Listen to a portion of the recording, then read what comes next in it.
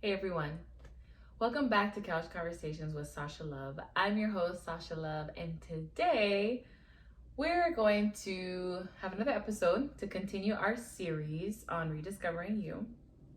And in this particular episode, we're talking about what it means to be both a work in progress and a masterpiece. So, for me, through my healing journey, one of the things that's very important to me is being able to define things. And it can be a good thing, in most cases, but sometimes it can be problematic because sometimes I feel if I can't define something, then how does it have meaning? How does it make sense? How do I categorize it in my life? How do I weigh its importance, its priority if I can't really define it? One of the things that I had difficulty defining was my healing journey. There are so many parts along the journey where I felt like a mess. I felt like a whole mess. I was like, listen, I'm walking out in this world trying to figure out how to be a person, how to be me when I don't even really know what that is. And I have no idea what I'm doing. But then there were a few pockets here and there where people were like noticing, like, huh, okay, you're looking good, you're doing something right. And I also felt like I was in a space of like, I think I'm making progress. Listen, I am somebody, okay? And it felt good to be in those spaces. And I can say, like, I don't know, like, those are moments where I could feel this sense of like confidence, a sense of like excitement about who I am and where I'm headed and the whole process in of itself. Then there were moments where I was in neither space, but I was kind of observing how I would have these deep valleys where I felt like I was a mess. I was convinced that I was. And then I would have other parts of my journey where I was on these mountaintops or these hilltops and I was celebrating and appreciating the point I was in that stage, the point I was at a certain stage in my life. And I felt like I was in this quagmire or in this weird space of like, what does this mean? Am I more of this person who's on the mountaintop in the hills with everything working out great? Or am I more of this person who's in the trenches, in the valleys, who feels like she's a mess? And if I'm neither of the two, then what am I? When I read the Bible and when I reflect on conversations I've had with God and prayers that I've had, I'm realizing more and more how much God truly loves me and each and every single one of us. And the more and more I learn, the more and more I talk to him and connect with him and kind of dive into all of those things, the more and more I'm starting to see myself through his eyes, through God's lens. And when I do that, I feel like these two versions of myself, these two extremes of myself, as well as all the little versions of myself in between, are part of one person. There's a part of me that's a masterpiece in the sense that God created me on purpose. He created me on purpose just as I am, with my likes and dislikes, with my quirks, with my personality. And I'm also a work in progress because there's a lot of learning I need to do. There's a lot of growing I need to do, and there's a lot of healing I need to do. And getting to a place where I could describe myself as both a masterpiece and a work in progress has been both a challenge at times, but more so now, it actually has been a truly liberating experience. Because when I'm in those mountaintop moments, when I'm appreciating the person that God created me to be, it's an amazing feeling and I can enjoy it. And when I'm in those spaces where I'm in the trenches, where I'm scared, where I'm fearful, where I'm not feeling like I have anything figured out, I can appreciate those spaces as well. Because I know who God created me to be, who He's molding me to be, and even more so, the amazing and beautiful person that He loves. It's kind of like a parent. The best example is a parent observing their child, right? When a toddler learns for the first time how to do something, they're excited, they're thrilled, and their parents can hardly hide their excitement as well. But when a toddler is struggling, let's say opening a jar, when they're struggling and struggling and struggling and struggling, the parents don't look at that child as, oh, well, look at this failure. Look at this child who can't do anything. You know, it sounds ridiculous to say it that way, but that's not what we expect, at least from healthy, good parents, decent parents. We don't see that. If anything, the narrative that the parents are thinking are along the lines of, she'll get it. He'll figure it out. He's got it. I'm so proud of him. I'm so proud of her. I love her. I can see so much in him. Look how hard he's trying. Look how much progress he has made. I remember when he could barely do X, Y, and Z. And now look at him. I remember when she was first learning how to crawl over, and now look at her getting the strength to figure out how to open that jar. And when they need me, I'm here to step up. I'm here to help. I'm here to help until they figure it out. I feel like that's analogous to our journey when we're in the trenches in life. God doesn't look down at me and say, look, this child, what have I done? Like, why did I, what was I thinking? That's not the case. I know and I feel that God watches over me and sees, I see you.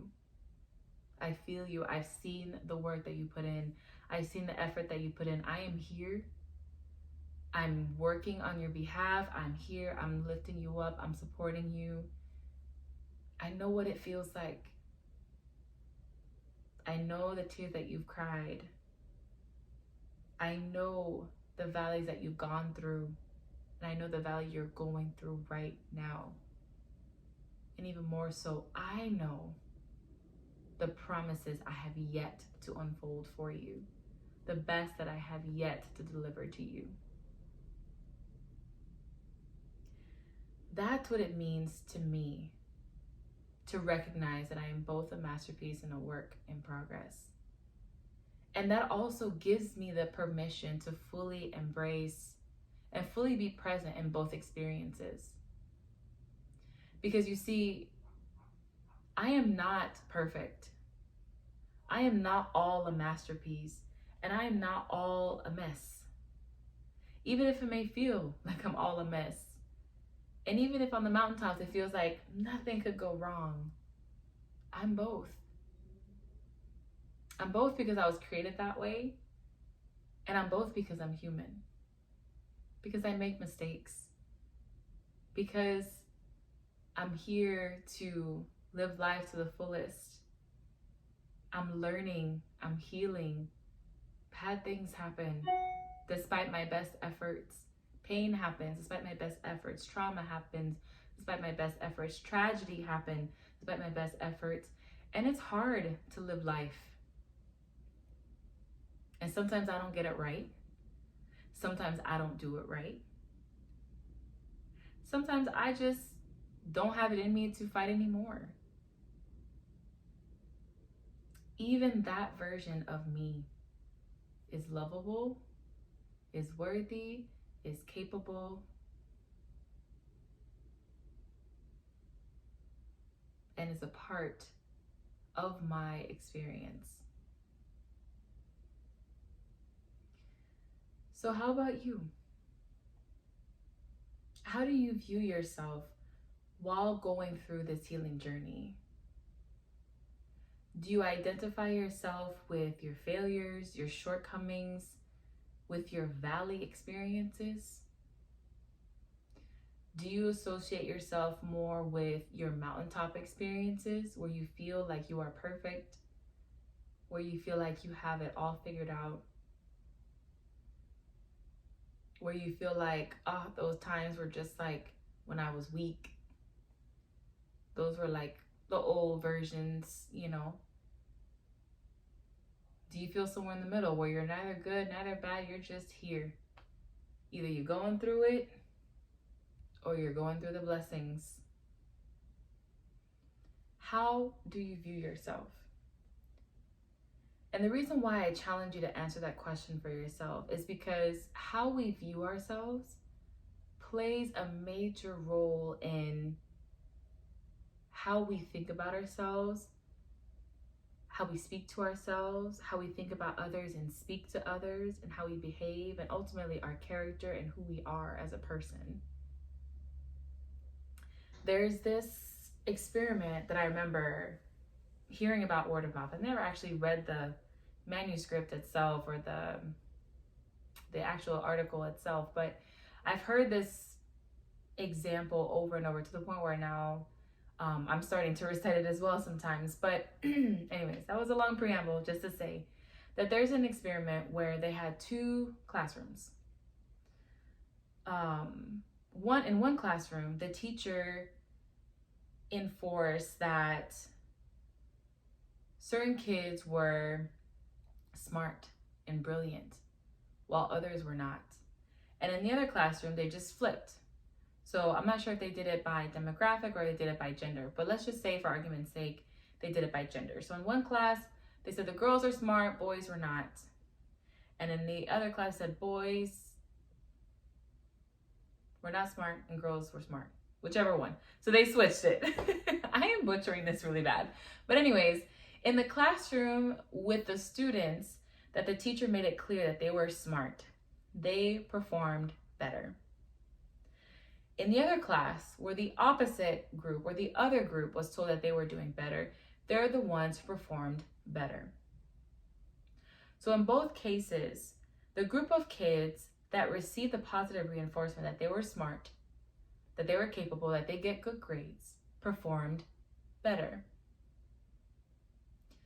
And the same applies to ourselves. When we see ourselves as we truly are, as both a masterpiece and a work in progress, we are able to tap into our full potential. But if we see ourselves as nothing, if we see ourselves as incapable, if we view ourselves in such a heavily negative light, eventually we will start reinforcing that idea through our words, our thoughts, our actions, our behaviors, our character, and so on. On the other extreme, if we view ourselves as perfect, as we've got it all figured out, that I've got everything worked out, I'm good, there's nothing I need to fix, it's everybody else's issue, then that can also be a problem too. Because it makes it difficult for you to face situations where you're humbled, and in those situations where you can grow. It makes it difficult for you to approach uncomfortable situations that challenge you to become a better person. There's nothing wrong with seeing yourself in a positive light, but there can be a major problem with never recognizing that there are parts of yourself you need to work on.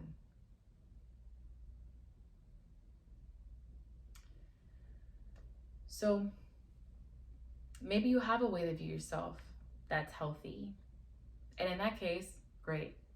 But in case you don't, and you kind of need a little bit of help in this space, I encourage you to take the one that I carry with me. That I am both a masterpiece and a work in progress. Can't wait to hear your thoughts. Feel free to reach out to me via email or DM me on Instagram. I think I got it right this time. And until next time, take care.